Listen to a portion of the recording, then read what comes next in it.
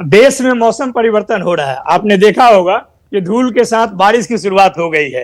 ये एक महीना में आप देखिएगा कि देश में सत्ता परिवर्तन का भी संयोग बन रहा है और बहुत तेजी से बन रही है। और ये जब संयोग बन के आएगा तो पूरा वातावरण साफ होगा। साफ क्या होगा कि जो लोग पहली बार सरकार में आए 1999 में, तो उन्होंने पेंशन खत्म किया। 2004 में पेंशन खत्म हो गया, आपको मालूम होगा, और नई पेंशन योजना लागू की जो कि नो पेंशन के जैसा है, पेंशन नहीं के बराबर है।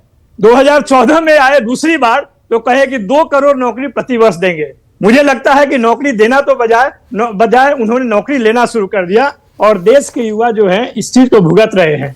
हमने मात्र 17 महीने में जो हमें मौका मिला, तेजस्वी जी को मौका मिला डिप्टी चीफ मिनिस्टर बनने का, सरकार में आने का, तो उन्होंने जो प्रतिज्ञा और परिवर्तन का बात कही थी कि क्या हम करेंगे 2020 में, उसका आपने झलक देखा कि मात्र 17 महीने में उन्होंने 5 लाख नौकरी दिया। और जो काम भाजपा जदयू के साथ मिलकर 17 साल में नहीं कर पाई, उन्होंने 17 महीने में करके दिखाया। और इसकी घोषणा स्वयं नीतीश कुमार, जो कहते थे कि नौकरी कहां से दोगे, पैसा कहां से दोगे, उनको 15 अगस्त 2022 को पटना के गांधी मैदान से कहवाया कि 10 लाख नौकरी ही नहीं 10 लाख रोजगार भी देंगे। तो ये जो आपको दिखा तेजस्वी यादव के कार्यक्रम में और करने के तरीके में, हम सिर्फ बोलते नहीं हैं, हम करते भी हैं। इस तर्ज पे जो उन्होंने करके दिखाया, तो आपने यह देखा कि किस तरह से सरकार चल सकती है, नौकरी दिया जा सकता है। अब केंद्रीय स्तर पे जो आज के डेट में सच्चाई है कि 30 लाख रिक्तियां हैं। एक मिनट अब रुक जाइए, नवल किशोर, ये चुनाव जो है ना, ये बिहार का चुनाव नहीं है, आप भी जानते हैं। ये बिहार की सरकार के लिए चुनाव नहीं हो रहा है। आपने लोकसभा चुनाव के लिए मैनिफेस्टो जारी किया है भाई साहब, कैसे लागू करेंगे पूरे देश में, उसके लिए बिहार का गुणा भाग नहीं चलेगा। क्या आपने राष्ट्रीय स्तर पर देश का सारा अकाउंट निकाला है? ये पैसे कहां से आएंगे?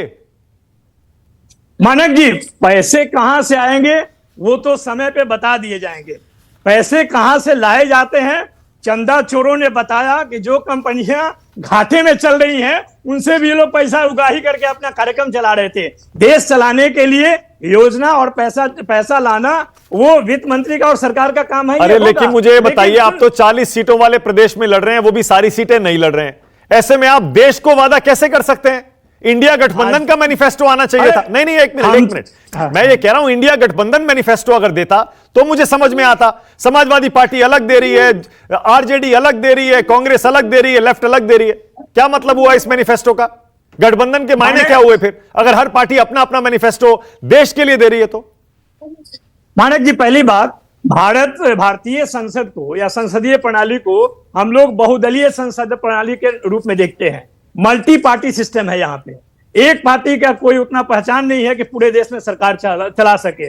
और ये जो अभी टुकड़े वाले बात बता रहे थे, वहां तो ऑलरेडी 38 टुकड़े हैं, 37 को पता भी नहीं है कि वो टुकड़े हैं भी कि नहीं है। यहाँ पे जहां तक राष्ट्रीय जनता दल की बात है, बिहार में तो हम भारतीय जनता पार्टी से ज्यादा सीट पर चुनाव लड़ रहे हैं। हम 23 पे लड़ रहे हैं, वो मात्र 17 पे लड़ रहे हैं। तो और नॉर्थ ईस्ट में तो चुनाव लड़ने की हिम्मत भी नहीं कर पा रहे हैं। वहां पर जो लोग लड़ रहे हैं उनको समर्थन की बात कर रहे हैं। और अभी भी वो पूरे 38 दल को मिलकर अभी वो कोई भी घोषणा पत्र नहीं ला पाए हैं। यहाँ पर जो दलें हैं, जो इंडिया गठबंधन में जो दल है, वो वास्तव में यहाँ पर रीजनल पार्टी का इंटेंट ओरिजिनल है। मैंने पहले भी कहा था। एक मिनट देखिए, एक मिनट, आप पूरे देश की जनता से ये वादा कैसे कर सकते हैं नवल किशोर, जब आप बिहार में चुनाव लड़ रहे हैं? बाहर है ही नहीं आप कह रहे हैं पूरे देश को दे देंगे। 40 सीटों वाले राज्य में आप पूरी सीटें नहीं लड़ रहे हैं और वादा पूरे देश से कर रहे हैं। कैसे भाई, बताइए, समझाइए मुझे कैसे।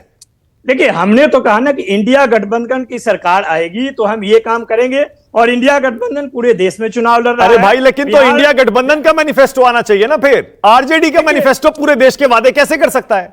मानक जी, इंडिया गठबंधन में जो भी दल हैं उनकी अपनी बेस और फेस है, उसके आधार पे उनकी जो राष्ट्रीय पहचान है, राष्ट्रीय सोच है, उसके आधार पे बात कर रहे हैं। वहां पे तो 37 दलों को न नेता है, न उनका विजन है, इसीलिए उनका घोषणा पत्र नहीं है। हम तो 2020 में केंद्रीय वित्त मंत्री के खिलाफ में जब गई थी पटना में कहने की 19 लाख रोजगार देंगे, तो 19 रोजगार तो 19 महीने में दे नहीं पाए। हमने कहा था 10 लाख नौकरी देने का, वो हम करके दिखाए।